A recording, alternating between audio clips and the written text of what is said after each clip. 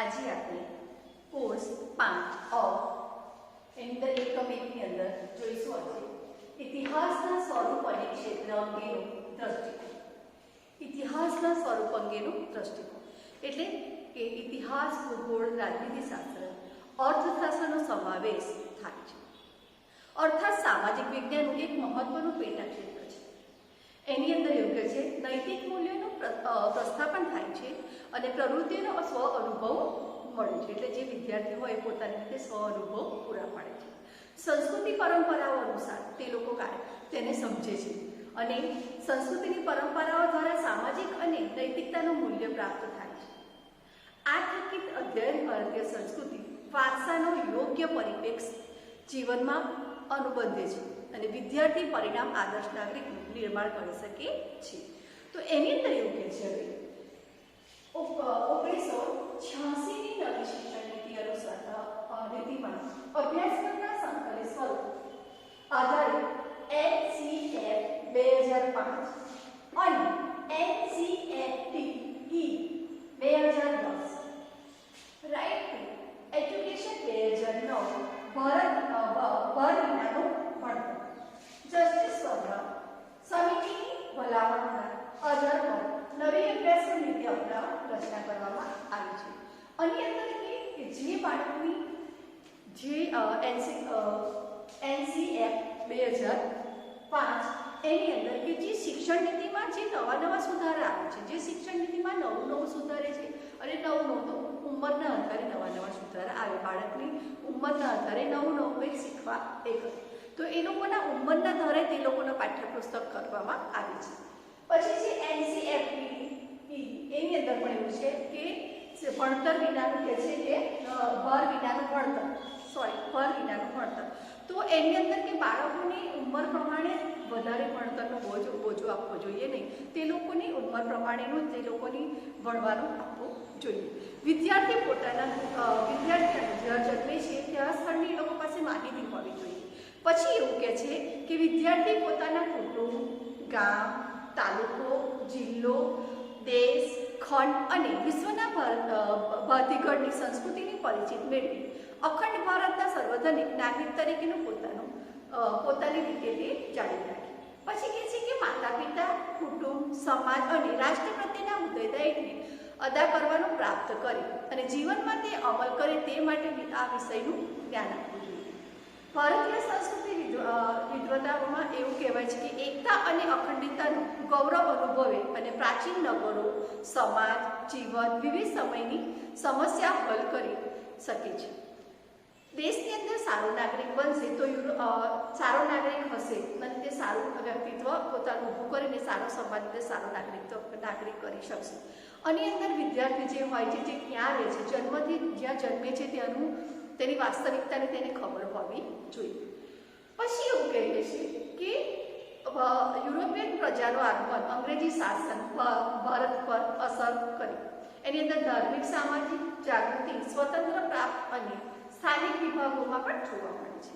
તો ઐતિહાસિક સ્વરૂપ અને ક્ષેત્ર અંગે તો તમે જાણો છો વિદ્યાર્થી મિત્રો કે જે કંઈ વિદ્યાર્થીની ઉંમર પ્રમાણે જે શીખવે છે તો ઉંમર પ્રમાણે તે લોકોની પુસ્તકનું વિતરણ કરવામાં આવે. તો એવું કહેવાય છે કે ભર વિનાનું ભણતર. અત્યારે શું છે કે ભર વિનાને પણ ભરવાળું ભણતર થયું છે કે અત્યારે ભણતર કરતાં ભર વધી ગયો છે.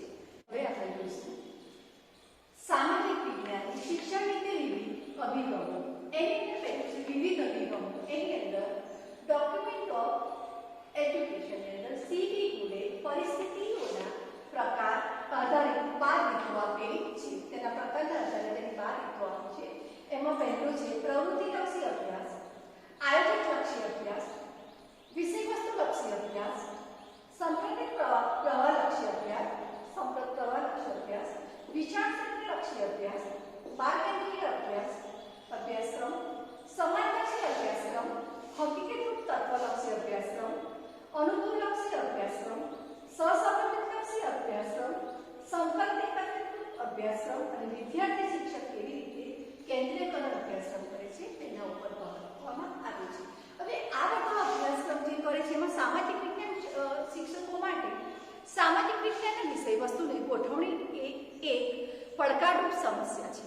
તેના વડે વિદ્યાર્થીઓને વિષયવસ્તુ અંતે તેના દરેક પાસાને સમજી શકે તેવી અભ્યાસક્રમ ગોઠવણી કરવામાં આવી છે. અને મુખ્ય તેનો હેતુ એ છે કે વિદ્યાર્થી સરળ રીતે સમજી શકે. વિદ્યાર્થીઓ અધ્યયન માટે તથા હેતુસિદ્ધ માટે યોગ્ય માર્ગદર્શન મેળવી શકે. આના માટે આ પરિસ્થિતિઓને સમજવા માટે વિદ્યાર્થી લોકો યોગ્ય માર્ગદર્શન અને તેની પરિસ્થિતિની સાનુકૂળતા થાય તેવી માર્ગદર્શનથી વિદ્યાર્થીઓ મેળવી શકે. એની અંદર એમ કહેવામાં આવે છે કે અભ્યાસ ગોઠવણી હોવી જોઈએ જે ક્રમિક રીતે અને શીખવવાની પ્રક્રિયામાં માર્ગદર્શન કરી શકે અને અભ્યાસક્રમ વિદ્યાર્થીઓની કક્ષા અને ધોરણ પ્રમાણે સરળ અને સતત વિકાસ તકો પૂરી પાડતો હોવો જોઈએ. પછી કે છે અભ્યાસક્રમ સમતોલન હોવો જોઈએ જેમાં અપેક્ષિત અધ્યયન અનુભવો અને વિષયવસ્તુ અનુભવો સંદેશ સંબંધિત જ્ઞાન તથા સંપ્રદાય ઘટનાઓ અને સામાજિક કારણોનો સમજી શકે તેવી વિદ્યાર્થીઓને મેળવેલી તકો હોવી જોઈએ. અભ્યાસક્રમ ગોઠવણીને લચીલાપણ હોવું જોઈએ જેમાં સ્થાનિક અને વિવિધ ક્ષેત્રોમાં આવેલા પરિવર્તનનો સમાવેશ હોવો જોઈએ. જે સમયની અંદર જે પરિવર્તન હોય તેનો સમાવેશ હોવો જોઈએ અને તે લચીલાપણું એટલે કે તેની સરળ રીતે આપણને એ થાય એ રીતે હોવું જોઈએ. વિદ્યાર્થીઓને પૂર્વ જ્ઞાન અને અનુભવો આધારિત જ્ઞાનના ઉપયોગી તક તેના આધારે સામાજિક સમજ પણ હોવી જોઈએ અને અભ્યાસક્રમના વિવિધ રસ રુચિ અભિયોગ ધરાવતા અને વિદ્યાર્થીઓના ધ્યાનને રાખીને પૂરતી તકો પૂરો પાડવી જોઈએ. વ્યક્તિગત વિશેષતાઓ અને ભિન્નતાઓ સંદર્ભે ઊભી થતી સમસ્યાઓ કે ઉકેલ પડતો હોવો જોઈએ નહીં કે ભાઈ વ્યક્તિને સમજ પડી તો હશે ને ના પડી તો હશે, પણ વ્યક્તિ સરળ રીતે સમજે તેવો અભ્યાસક્રમ હોવો જોઈએ. તેને ગૂંચવણ ભર્યો અભ્યાસક્રમ હોવો જોઈએ અને એના ઉંમરના આધારે અભ્યાસક્રમ તૈયાર કરવો જોઈએ. અભ્યાસક્રમમાં વૈવિધ્ય સંબંધ તકની જોગવાઈઓ હોવી જોઈએ જેનાથી દરેક બાળક પોતાની શક્તિઓ ધ્યાને રાખીને તેનો ઉપયોગ કરી શકે. કે જે બાળક જે ભણે છે તેને પૂરતા પ્રમાણમાં ધ્યાનમાં રાખીને તે પુસ્તકનું જ્ઞાન તેને સરળ રીતે સમજે તેવું પુસ્તક હોવું જોઈએ. તેના જ્ઞાનના આધારે પાઠ્યપુસ્તકો તૈયાર કરવી જોઈએ. એમાં ફરી પાછું કહું છું પ્રવૃત્તિલક્ષી અભ્યાસક્રમ આયોજન કરીને કોઈ પણ આયોજન કરીને પછી તેનો અભ્યાસક્રમ કરી શકાય. વિષય વસ્તુને ધ્યાનમાં રાખીને અભ્યાસક્રમ, સંપ્રદાયલક્ષી અભ્યાસક્રમ, વિશાળ ક્ષેત્રલક્ષી અભ્યાસક્રમ, બાળકને કેન્દ્રમાં રાખીને તેનો અભ્યાસક્રમ કરીને સમાજલક્ષી અભ્યાસક્રમ, હળવું તત્વલક્ષી અભ્યાસક્રમ, અનુભવલક્ષી અભ્યાસક્રમ, સહસંબંધ અભ્યાસક્રમ, સંકલિત એકત્રિત અભ્યાસક્રમ અને વિદ્યાર્થી શિક્ષક કેન્દ્રીય પણ તેવો અભ્યાસક્રમ હોવો જોઈએ.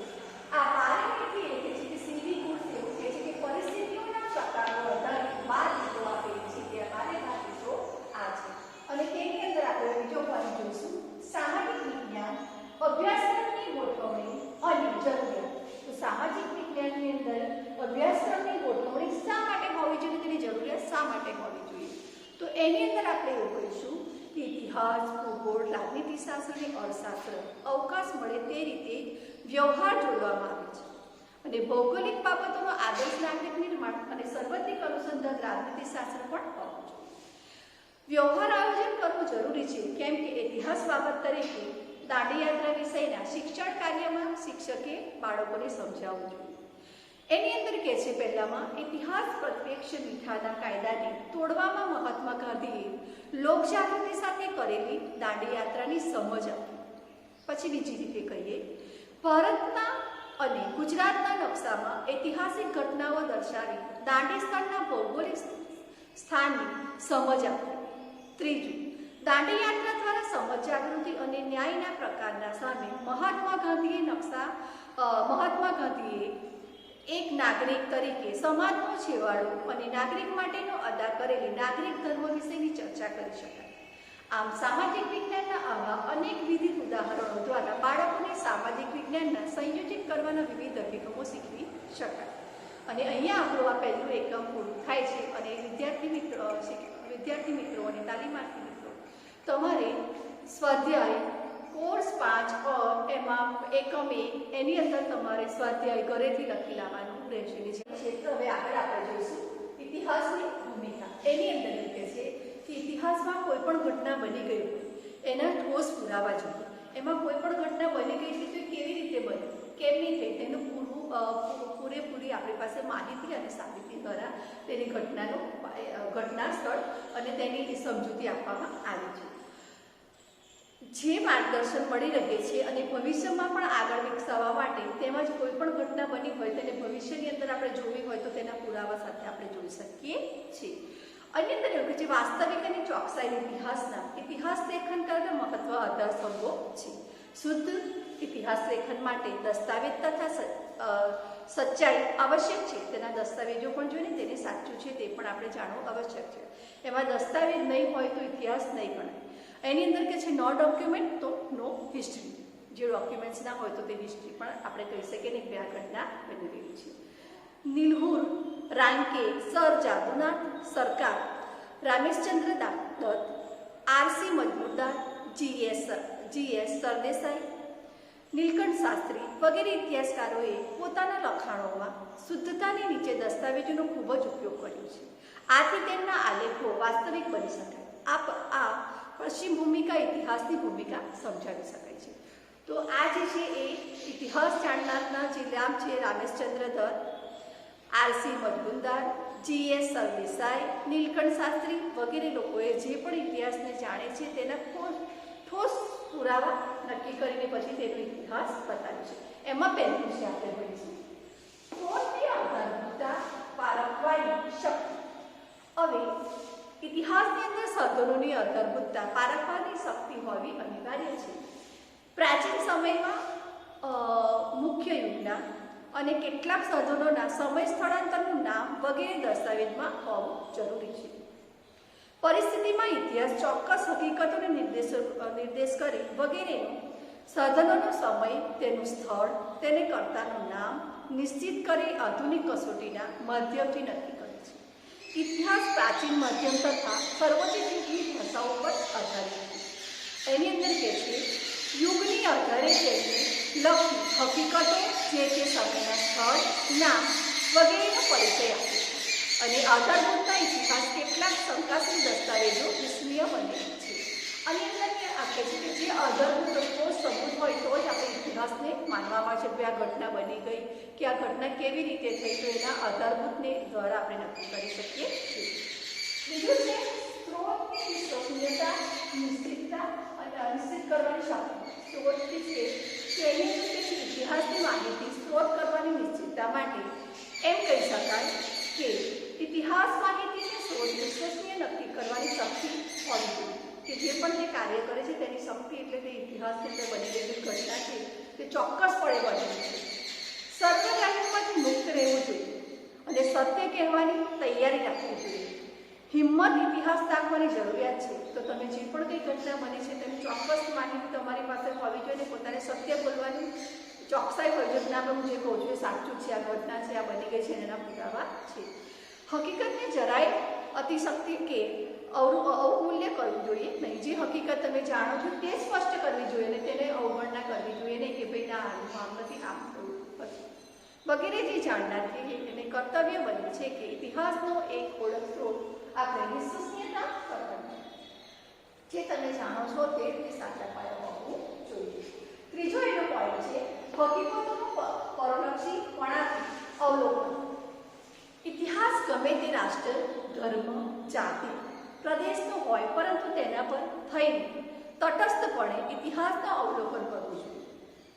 જેથી શુદ્ધ ઇતિહાસ લખાય અને પોતાની ધાર્મિક માન્યતાઓને રાષ્ટ્રભાવનાને આઘાત લાગે તેવી હકીકતો પણ જો પુરાવામાં પ્રાપ્ત થાય તો પણ તેની ટીકા કરવા કાર્ય વગર તેની સાચી હકીકત હોય તો તેની કોઈ ટીકા કરવી જોઈએ નહીં. પછી કહેવામાં છે આત્મલક્ષી વ્યવહાર હોય અને સાંપ્રદાયિકતા સંયુક્ત રાષ્ટ્રભાવના પોષે તેવા લખાણોને ઇતિહાસ દૂર રહેવું ખૂબ જ જરૂરી છે. કે જેની પાસે લખાણો હોય, ઇતિહાસના જે પણ ગયેલી ઘટના હોય કે જે પુરાવા હોય તેને અનિવાર્ય બંધ હોવું જરૂરી છે. પછી કે છે પોતપોતાના વિષય માટે એકત્રિત કરેલી સામગ્રી. કે તમે જે પણ કંઈ વિષયનું ભણો છો તેનો ઇતિહાસ, તેને કોઈ પણ જાણતા હોય તેનું કોઈ તટસ્થ પરીક્ષણ કરવું જરૂરી છે. એનું પૃથ્થકરણ કરવું જોઈએ. ભાઈ ખરેખર આ છે, ખરેખર આ બન્યું છે તો કેવી રીતે બન્યું છે વગેરે લક્ષી હોવી જોઈએ. અને તેના દસ્તાવેજોને દલીલ શક્તિમાં પણ સારા ન્યાયાધીશની ન્યાયબુદ્ધિ એવી જરૂરી છે. તો તમે જે કંઈ પરીક્ષણ પરલક્ષીપણાથી એક હકીકતો હોય તો તે પુરાવા સાબિત કરી અને આપણે ઇતિહાસને સાચો માનીએ છીએ. સત્ય કહેવાની તાત્પરતા અને અનિવાર્યતા હોવી જોઈએ. તો તમે જે પણ કંઈ ઇતિહાસની અંદર તમે સત્ય માનવાના હોય કે જે પણ કંઈ કાર્ય હોય તો એની અંદર ઘણી વખત ઇતિહાસની અંદર સત્ય કહેવાય સમર્થ હોય છે, પરંતુ તે સત્ય કેવું નાખુશ હોય છે તે રાજસત્તાની ભયથી, સામાજિક બહિષ્કારના ડરથી, આથી રાજકારણીય અને આશ્રયદાતા નાખુશ થાય છે અને તે બીકથી ધાર્મિક માન્યતાઓને કારણે રાષ્ટ્રીયતાના ખોટા ખ્યાલો, વિચારો અને ભવિષ્યમાં રાષ્ટ્રીય, આર્થિક, સામાજિક, ધાર્મિક, પ્રાદેશિક, કુટુંબિક, પછી વ્યક્તિગત વગેરેની અંદર આપણને દુઃખ દેખાય છે. કેમ કે આપણે સાચા હોવાને કારણે પણ સત્ય આગળ લાવી શકતા નથી. શુદ્ધ ઇતિહાસ લેખન માટે હાનિકારક છે. આથી ઇતિહાસ હંમેશા સત્ય કહેવાની તાત્પરતા દાખવી ઇતિહાસ લેખન કરવું જોઈએ કે તમે જે પણ કંઈ જાણો છો તે ચોખ્ખું અને સ્પષ્ટ હોવું જોઈએ અને તમે જે પણ કંઈ જાણી રહ્યા છો તે પોતાની દ્રષ્ટિએ કેવી રીતે તો તે સાચું છે તો તમારે સત્ય જ બોલવું જોઈએ. પાંચમું છે વૈજ્ઞાનિક દ્રષ્ટિ અને ભવિષ્યનો ખ્યાલ. તો વૈજ્ઞાનિકની દ્રષ્ટિએ તો નિષ્ણાત ઇતિહાસની પાસે વૈજ્ઞાનિક દ્રષ્ટિ હોવી આવશ્યક છે.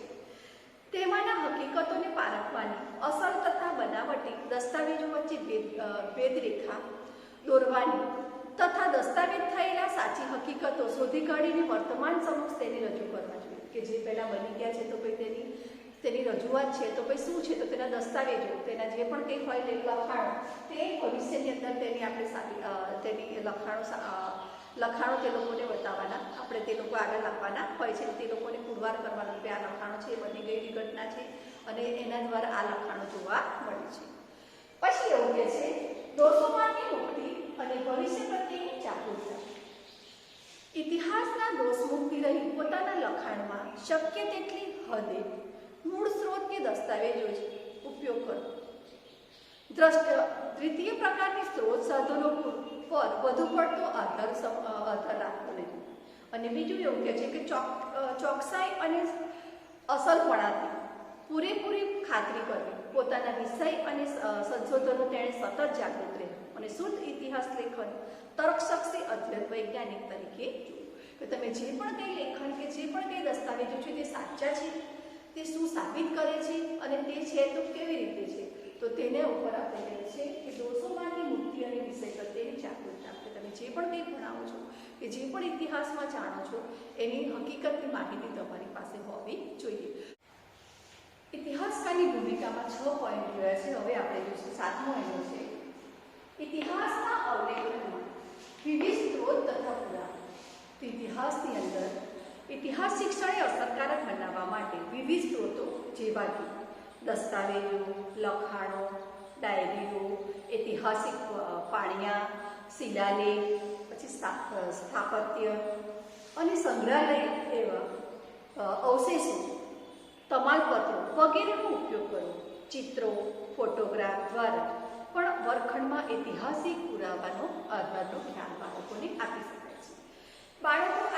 બાળકોને આપી શકાય છે અને પુરાવાના આધારો હોવા જોઈએ કે જે પણ તમે કરાવો છો એ કઈ તો કઈ ચિત્રો દ્વારા કરાવી શકાય, દસ્તાવેજો હોય, ડાયરી હોય, પછી પાળિયા હોય, શિલાલેખો હોય વગેરે. દાખલા તરીકે જૂના સમયના સિક્કાઓને આધારે જે તે સમયના ચલણોનો ખ્યાલ મેળવી શકાય છે. જે પહેલાંના દાખલા તરીકે જોઈએ તો જૂના સિક્કાઓને આધારે આપણે અત્યારના ચલણનો એનો મેળવી શકાય છે, ખ્યાલ આવી શકે છે આપણને. તે સમયની ઘટના કે પરિસ્થિતિઓને આધુનિક આધારે વર્ણન હોવું જોઈએ અને સમયની પરિસ્થિતિ વિશે પૂરતી માહિતી મેળવી રજૂઆત કરવી. આ વિષયમાં પ્રકરણ 2ના મુદ્દા નંબર 2.5માં ઇતિહાસ જાણવાના વિવિધ સ્ત્રોત વિશે વિવિધ ચર્ચા કરે છે. અને આની અંદર આપણે તમે જુઓ છો કે જે પણ ઇતિહાસના જાણવાના પહેલાંના સમયની બની ગયેલી ઘટના હોય કે પહેલાંના સમયનું બની ગયેલું કોઈ પણ કાર્ય હોય તેના વિશે આપણે મૂકવામાં આવ્યું છે. પછી આવે છે 8મું રાજનીતિશાસ્ત્રમાં પુનરુત્થાનના આયામો. એની અંદર કહે છે કે વર્તમાન લોકશાહીની પદ્ધતિને અનુરૂપ આદર્શ નાગરિક તૈયાર કરવું જોઈએ. બિનસાંપ્રદાયિકતાની નાગરિક મૂળમાં અધિકાર, હક અને ફરજોનું સમાન ધોરણે હોવા જોઈએ અને ન્યાય અને ગ્રાહક સુરક્ષા જેવી બાબતોનો સમાવેશ કરવો જોઈએ કે બાળકોની ગ્રાહક સુરક્ષા વિશે પણ નોલેજ આપવું જોઈએ. ન્યાયપૂર્ણ રીતે તેમનું કોઈ જગ્યાએ શોષણ ન થાય તે માટે તેને તટસ્થ રીતે તૈયાર કરવામાં આવે છે. પ્રત્યેક નાગરિકની લોકશાહી સિદ્ધાંતની અથવા એના મુજબ જીવન જીવવાની વ્યવહાર કરી અને તેમને પારસ્પરિક લોકશાહી સિદ્ધાંતનું જતન કરી વ્યવહાર કરી શકે છે. ફરજો આધાર કરી લોકશાહીનું પૂર્ણ રીતે અને જતન કરી શકે તેવા સારું અને વ્યવસ્થિત જીવન જીવી શકે છે. સમૃદ્ધ જીવન વિકસાવવા માટે પર્યાવરણ બાબતોનું સમજૂતીપૂર્વક અને સ્વાસ્થ્ય જીવન જીવે તે માટે રાજનીતિશાસ્ત્ર દિશા સૂચવે છે અને તેની અંદર આપણે કહીએ છીએ કે શાસન વ્યવસ્થા તરીકે લોકશાહી નૈતિક ધોરણે પાલન તથા મહત્વ છે અને આના માટે આપણે કહીશું કે ધોરણ કુદરતી ન્યાયથી પારસ્પરિક પ્રેમ, લાગણી અને હૂંફથી જીવન વિકસાવી અને જીવી શકે છે. સંતોષ અને આનંદપૂર્વક રીતે જીવી શકે તે માટે રાજનીતિશાસ્ત્ર પ્રોત્સાહિત કરે છે. પછી આપણે જોઈશું ભૂગોળ શિક્ષણના વિવિધ સ્ત્રોત તથા પુરાવા. એની અંદર એવું કહે છે ભૂગોળ શિક્ષણ વિભાગના બાળકો જીવનનો સીધો સંબંધ જે તે પ્રાદેશિક, શૈક્ષણિક અને ભૌગોલિક બાબતો પર વધારે ભાર મૂકે છે. બાળક જે તે પ્રદેશની ભૌગોલિક ઘટના અને તેના કાર્યકરણ સંબંધોને વિષયને કારણે જરૂરી જુએ છે, અર્થાત ચકાસી શકે છે કે તે જ્યાં કઈ રહેતું હોય તેવું. આથી આપણે કહીએ કે ભૂગોળ શિક્ષણ અંતર્ગત ધોરણ 6 થી 8ના બાળકોને વર્ગખંડમાં તેમજ વર્ગખંડની બહારની પ્રાયોગિક પ્રત્યક્ષ મુલાકાતો દ્વારા વાસ્તવિક અનુભવો પૂરા પાડી સ્વ અનુભવો પૂરા પાડી શકાય છે કે તમે જ્યાં રહેતા હોય તે સ્થળની પૂરેપૂરી બાળક પાસે માહિતી હોવી જોઈએ. ત્યાંની કોઈ પણ ઘટના હોય કે ત્યાંની કોઈ પણ બની ગયેલી કોઈ પરિસ્થિતિ હોય તે બાળક જાણતું હોવું જોઈએ. પછી તે જિલ્લો હોય, પ્રદેશ હોય, કટક હોય કે ગમે તે ગામનું. જેમ કે સ્થાનિક ભૂગોળનો ખ્યાલ મુલાકાત દ્વારા આવે છે. બીજું, ગામનો નકશો તૈયાર કરી સ્થળો દર્શાવો. ત્રીજું, શાળાનો નકશો તૈયાર કરવો. અને ચોથું છે સ્થાનિક તાલુકાની કે જિલ્લાની મુલાકાત લઈ ભૌગોલિક બાબતોની જાણકારી મેળવવી. દાખલા તરીકે સાબરકાંઠા જિલ્લાની શાળાઓના વિદ્યાર્થીઓની બનાસકાંઠા અને અરવલ્લીના અરવલ્લી ગિરિમાળા જેસોસર રીંછ અભયારણ્ય મુલાકાત ગોઠવવી. એટલે દાખલા તરીકે કે અરવલ્લીની અંદર જે ગિરિમાળા જે છે જેસોસ રીંછ અભયારણ્ય તેની મુલાકાત ગોઠવવી અને સ્થાનિક ભૂગોળ બધી બાબતોનો ખ્યાલ સ્વરૂપ સારી રીતે આપી શકાય તેવા પોતાના જિલ્લાની આવી પ્રાદેશિક ભૌગોલિક બાબતોની મુલાકાત દ્વારા વધુ સારી રીતે સમજ પ્રાપ્ત કરી શકીએ છીએ. તો જે પણ બે બાળકો પોતાના પ્રાદેશિક ભૂમિકાની અંદર તે જોશો તો તે સારામાં સારા કઈ ભૂમિકા ભજવે છે તે જોઈએ છે કે તે કઈ બાબતો જાણે છે. દાખલા તરીકે કીધું કે સાબરકાંઠાની અંદર તો નદી અને અરવલ્લીમાં રીંછ અભયારણ્ય તે લોકો એ કરેલા હોવા જોઈએ. પછી કે છે સામાજિક વિજ્ઞાનની વિવિધ અભિગમો આની અંદર છે. તો સામાજિક વિજ્ઞાનના વિવિધ અભિગમોની અંદર કે વિજ્ઞાન અધ્યયન પ્રવર્તમાન યોજના પૂર્વે તે માર્ગ કેવો હોવો જોઈએ, પૂર્વ તૈયારીમાં લેવું જોઈએ, પૂર્વ તૈયારીમાં તે લેવું છે કે નહીં તે પણ જાણવું જોઈએ. અનુભવ, સૂઝ અને ડહાપણનો ઉપયોગ કરી કોઈ પણ એક એકમ પછી ભલે તે ઇતિહાસ, ભૂગોળ અને રાજનીતિશાસ્ત્ર હોય, રાજનીતિશાસ્ત્ર સાથે જોડાયેલી હોય પણ સામાજિક વિજ્ઞાન સંબંધિત સ્વરૂપમાં અધ્યયન સામાજિક સ્વરૂપોનો ખ્યાલ આવે છે અને એમાં નવીન પ્રાપ્ત થયેલી તેવી શિક્ષણની કાર્ય કરવાનું હોય છે. એની અંદર પણ છે વિવિધ અભિગમો. એમાં એવું કે છે ડોક્યુમેન્ટ ઓફ એજ્યુકેશનની સીવી ગ્રુડે અભ્યાસક્રમની રચના માટેની અથવા અધ્યયન પરિસ્થિતિમાં પ્રકાર આધારિત 12 રીતો આપેલી છે. તે આપણે હવે આગળ જોઈશું. હવે આપણે આના પછીના પીરિયડમાં જોઈશું વિવિધ અભિગમો.